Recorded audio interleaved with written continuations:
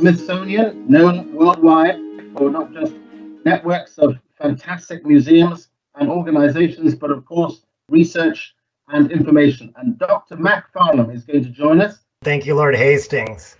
And hello and greetings, everyone. My name is Mac, and I'm a public health veterinarian working as the Director of Training for the Global Health Program at the Smithsonian's Conservation Biology Institute. I have a really cool job in that I get to work at a zoo and with colleagues and counterparts from around the world dedicated to wildlife and environmental conservation and healthy populations of humans and animals. Our mission at the National Zoo and Smithsonian Conservation Biology Institute is to save species globally, which puts our work right in the action at the critical intersection between wildlife, domestic animals, humans, and our shared environments. 3 messages to start and finish with today are: 1, that we are all connected, humans, animals, and the environment. 2, that collaborative One Health approaches and understanding are needed to address global grand challenges across the human-animal environmental interface. And most importantly for World Environment Day today is 3, that your thoughts, your questions, and arguments are critical to make positive impacts on our shared environment. Global grand challenges, including species survival, food insecurity, diminishing natural resources, climate change, and emerging infectious diseases like the COVID-19 virus, are highly complex. We know all of these challenges are driven in large part by an exponentially expanding global human population, human behaviors, and human activity. Matt, that was fantastic. One thing about the Global Classroom, we bring the views of children around the world and questions around the world. And our first live question beaming in for you is going to come from South Africa. And I'm going to ask Jade to come in and ask her question to you live in the Global Classroom. I was going to see if Jade can get a camera on for us and see if she's live now with us and to say hello. Jade, how are things with you in South Africa? Are you okay? I'm well, thank you. Wonderful, Jade. Great to see you. So you're now live with Mac after hearing what he said. What's your question for him?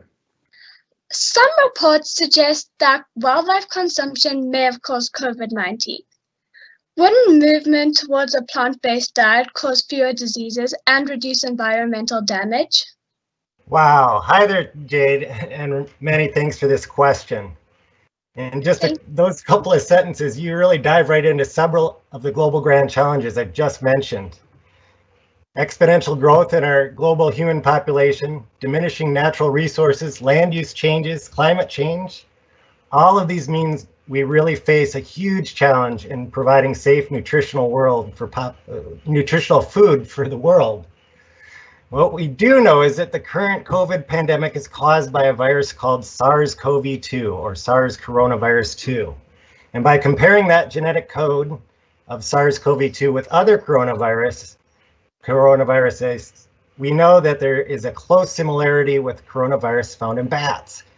But this is not a definitive and direct link, which is one of the most frustrating things about virology and epidemiology, that direct transmission route along with cause and effect are really hard to demonstrate. Even transitioning to plant-based diet still requires land to grow those commodities, land which is a limited resource with our increasing global population. And even plant-based diets are not free from risks of disease. I've worked on some huge outbreaks of foodborne diseases like salmonella and enterotoxigenic E. coli coming from salads and jalapeno peppers. So we use science to help us understand and reduce risks of disease transmission. When and where we can, we step in to eliminate those risks. Risks like having multiple species mixed together in a market where they are stressed out and can have a higher risk of transmitting a disease between each other. It takes a really good and thorough understanding of the complex and dynamic systems so we can use that understanding to globally produce safe and secure food supplies. I hope that addresses some of your question. Thanks, Jade. That was great, Mike. Thank you for that wonderful answer behind that as well. Our next question is actually going to come from Charlie in the UK in Scarisbrick. And I think Charlie's going to come on live in a second, and he's got an interesting question to ask of you and a fascinating one. So, Charlie, is your camera working okay? Can I get it turned on and see if we can see you in the classroom? Wonderful. So I've got Mac here for you. What's your question for him? My question is, do you think COVID-19 will be with us forever like the common cold? or more like the Spanish flu and go away? Oh, wow, Charlie, thank you, and hello. This is another important question, and one that epidemiologists, virologists, scientists, and doctors are working right now really hard to answer. We do unfortunately think that COVID-19, the SARS-CoV-2 is here to stay. Coronaviruses and influenza viruses that you mentioned are some of the most complicated because their genetic makeup is of RNA, or ribonucleic acid. RNA viruses are known to rapidly mutate and change over time and as they move through mammalian hosts. Sometimes these mutations make them more virulent or deadly, and sometimes less. So we're really grappling with this question right now as to how we can reduce the transmission rates and try to reduce those risks of transmitting this new virus across human populations. So the honest answer is that we think it's here to stay, and we're not quite sure what the future will bring with SARS-CoV-2. Thanks again, Charlie. Thank you very much for answering those questions so well and for sharing with us in the global classroom. It's been absolutely wonderful to share that time with you, and very insightful and very thought-provoking as well. We're going to go across now to your colleagues. I think we've got Dr. Carol and Dr. Brian, who are going to share with us a practical application of this understanding and probably encourage some exploration as well in their own way. Carol, how are you? Good. How are you? Really good, Carol. Great to hear from you again. Thank you. Yes. Listen, I wanted to just say hi to everybody. My name is Carol O'Donnell, and I'm the director of the Smithsonian Science Education Center in Washington, D.C., which is in the U.S.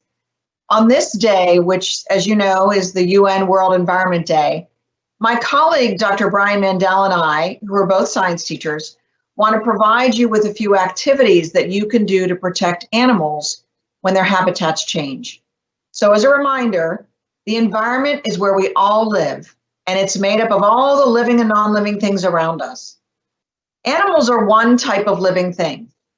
As you heard from Dr. Mack, animals need an environment, one that provides food, water, and shelter for the animals to survive and grow. We call this the animal's habitat. So different animals require different habitats. But what happens when an animal's habitat changes? Some organisms will thrive.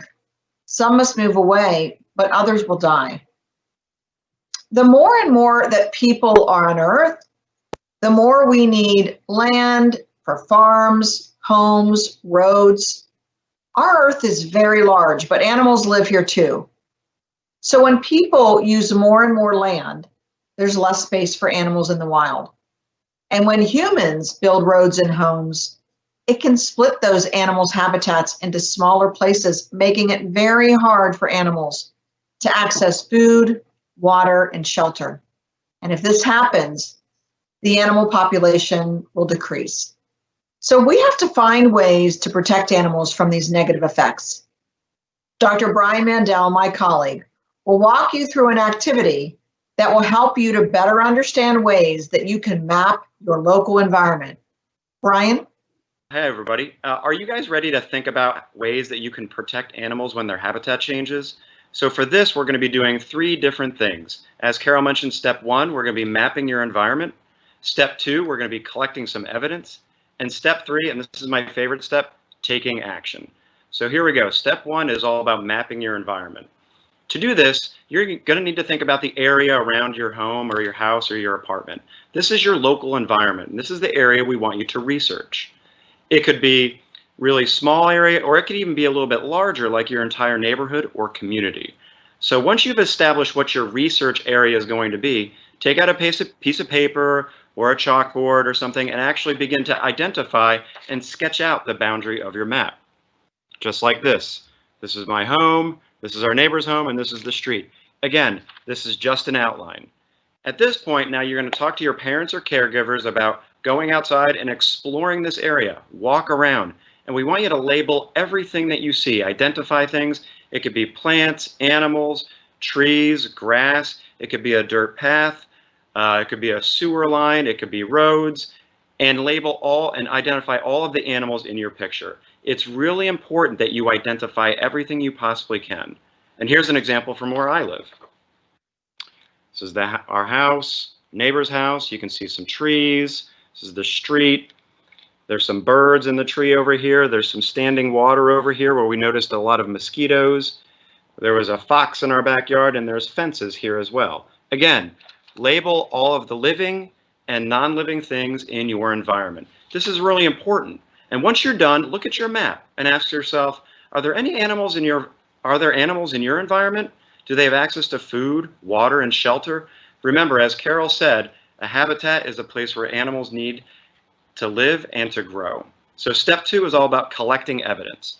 So now for the final step, and this is my favorite step, take action. Look at the map of your environment once again. Remember where you saw the animals in it, and begin to think through, do you think that your home, your apartment, your building, or other human structures around you have impacted the animal's habitat? And what can you or your family do to protect those animals as their habitat changes? Write down one action that you can take that can improve the environment for those animals in your community. For example, you might want to make a bird feeder like this one with peanut butter and birdseed.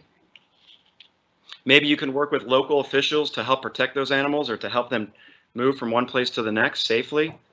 Or maybe you can just plant a tree.